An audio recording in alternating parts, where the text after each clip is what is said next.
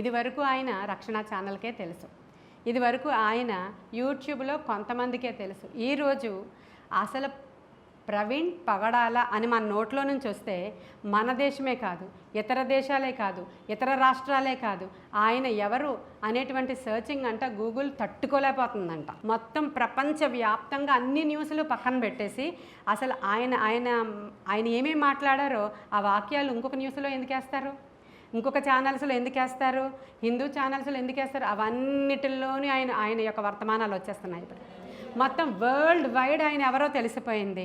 ఇది వచ్చి ఎవరైనా బుర్ర పెట్టి అరిచినా ఎవరో వినరు.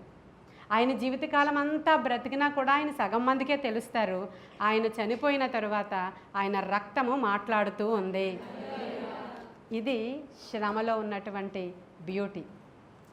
క్రైస్తవులు బ్రతుకుట క్రీస్తే చావైతే హల్లెలూయా అంతే తప్ప ఆయన ఎందుకు చనిపోయాడు, మన దేవుడు కాపాడుకోలేకపోయాడా, ఆయన వెళ్ళి అక్కడ చేపట్టి లాక్కు రాలేదా, అక్కడ ఉన్న రౌడీని తనలేదా యేసయ్య, ఇది కాదండి. క్రైస్తవ్యం టోటల్గా డిఫరెంట్. అలాగని చూస్తూ ఊరుకునేవాడు మన దేవుడైతే కానే కాదు. దీనిలో ఎంతో అర్థం ఉంటుంది, పరమార్థం ఉంటుంది.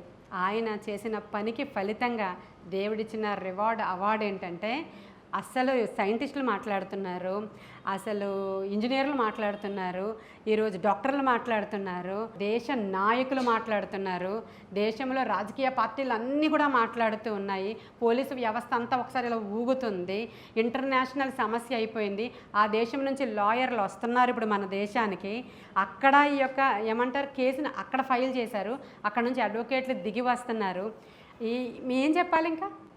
ఒక మనిషికి ఇంతకంటే ఘనత ఎప్పుడైనా వస్తుందా?